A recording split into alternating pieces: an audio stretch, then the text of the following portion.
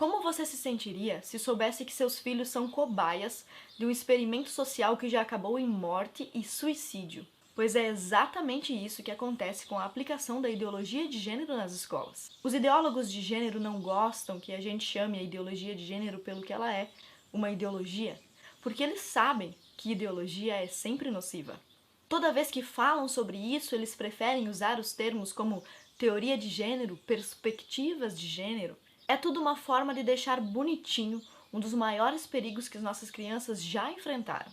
Agora eu vou contar para você a história de duas crianças, de uma família que foi vítima da aplicação da ideologia de gênero. Essa história começou em 22 de agosto de 1965, quando nasceram dois gêmeos, Bruce e Brian. Os dois meninos nasceram saudáveis e alegraram a família com sua chegada. Mas por volta de 1966, começaram a apresentar problemas de fimose. Os dois irmãos precisavam passar por uma cirurgia, e isso de fato aconteceu. O primeiro bebê a ser submetido à cirurgia foi o Brian.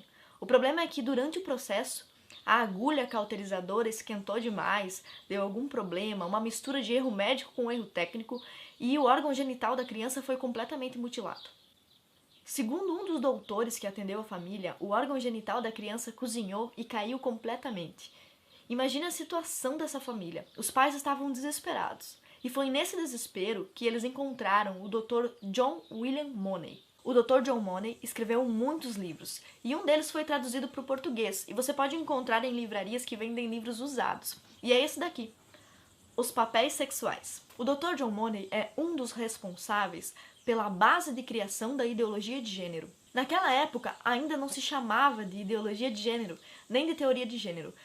As palavras eram sexo psicossexual, comportamento identitário sexual, enfim, os termos eram outros, mas a base é a mesma. Foi o Dr. John Money, como psicólogo e um dos criadores da ideologia de gênero, que atendeu o casal Janet e John. A família ficou sabendo do Dr. Money por causa de um programa de televisão que ovacionava seus feitos com reeducação sexual, ressignificação sexual, através da figura de um transexual.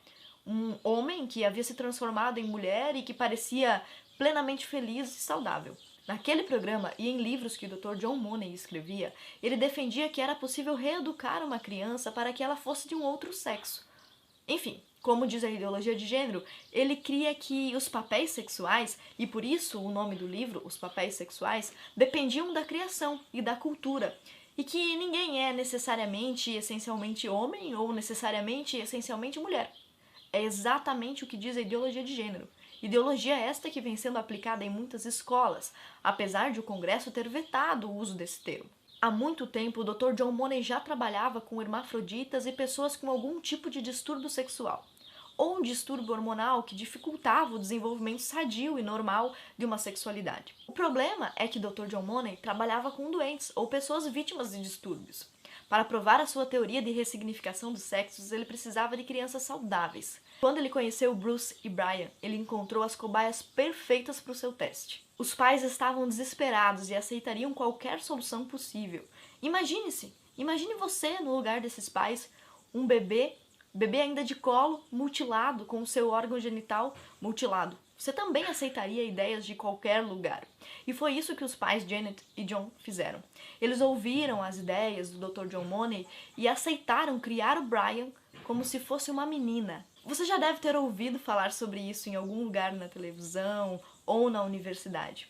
Os ideólogos de gênero dizem que você pode criar um menino como se fosse uma menina, ou uma menina como se fosse um menino, ou que as pessoas são neutras e vão escolher a sua sexualidade e a sua identidade de gênero dependendo da maneira como foram criadas e educadas.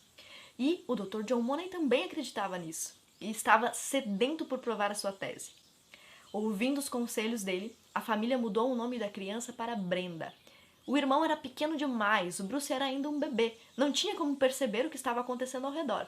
E o Brian, a vítima do experimento, passou daquele momento em diante a ser a cobaia do Dr. John Money. Brenda foi criada como menina durante muitos anos. O doutor se empolgou muito com o caso da Brenda ou do Brian e descreveu esse caso como se fosse um caso de sucesso em vários livros e várias matérias, chegou a dar entrevistas sobre isso.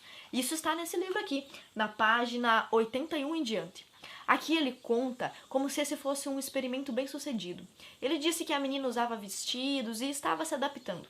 O problema é que as sessões de reeducação eram absurdas. Entre os vários processos que faziam parte dessa etapa de ressignificação dos sexos, estava simular atos sexuais entre dois irmãos.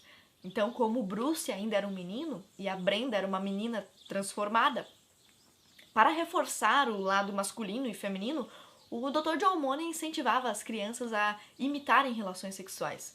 Aliás, ele chegou a aconselhar os pais dos bebês que fizessem sexo na frente das crianças e que andassem nus pela casa para que as crianças tivessem clareza sobre o que é um homem e uma mulher e para que Brenda percebesse que era mais feminina do que masculina. Como isso aconteceu? Também através de uma intervenção cirúrgica. O Dr. John Money aconselhou a família que retirassem tudo o que sobrou do órgão genital masculino da criança e passassem a se preparar para transformar o que sobrou do órgão genital em uma vagina, assim que a criança tivesse idade.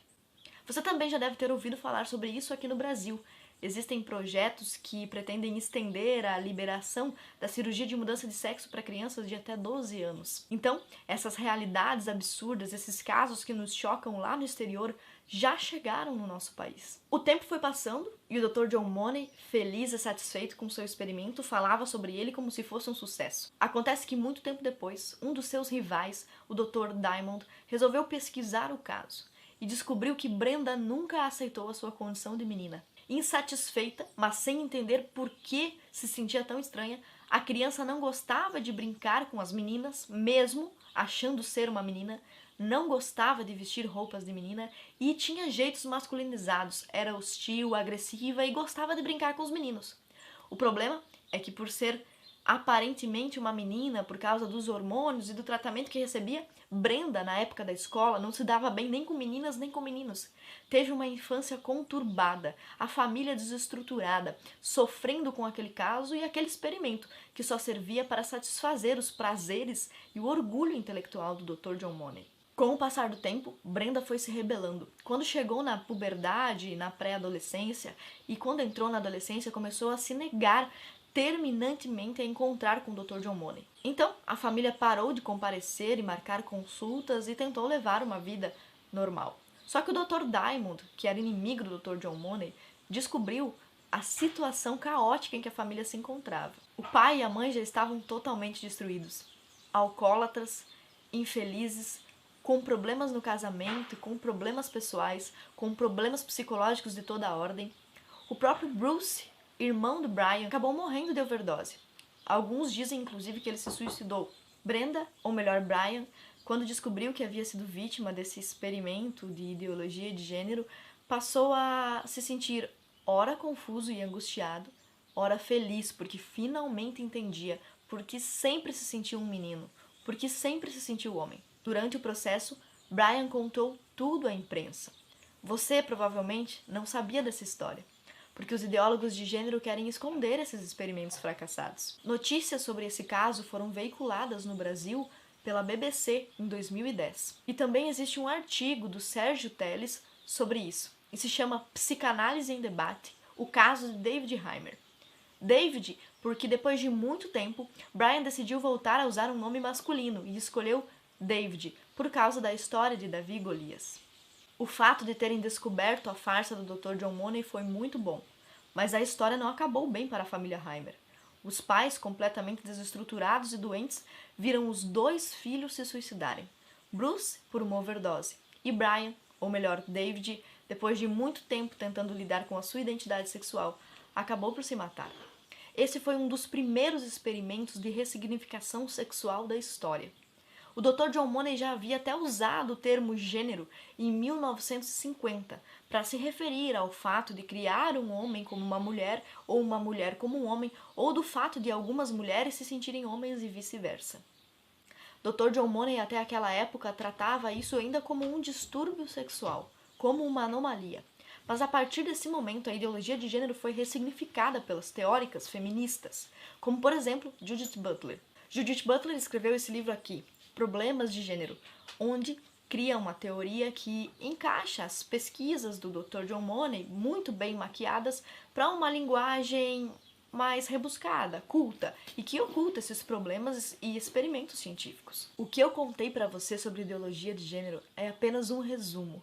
Tem muito mais coisa, e tem coisa muito pior. Essa proposta, essa perspectiva, essa ideologia de gênero que foi vetada no Congresso continua a aparecer nas escolas públicas e privadas de todo o Brasil. É quase impossível conter a sanha de movimentos ligados a essa ideologia de incutir isso na cabeça das crianças. Eles parecem ignorar, e na verdade acredito até mesmo que muitas feministas ignoram esse experimento que eu acabei de contar para você. Mas independente de fazerem isso por ignorância ou desonestidade, isso é um problema.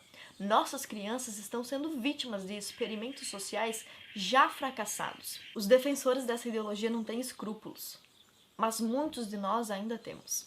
Os defensores da ideologia de gênero gostam de pagar de tolerantes, eles até arrogam para si o título de científicos. Eles dizem que eles é que sabem o que é bom para as crianças, que nós, que queremos criar filhos meninos como meninos e meninas como meninas, que nós, que sabemos com clareza que exceções são exceções e que padrões são padrões, nós é que somos taxados de intolerantes, insensíveis, parece que nós é que estamos errados. Eles falam tanto sobre isso na televisão, nos telejornais, nos programas de TV, até mesmo nos programas voltados às donas de casa.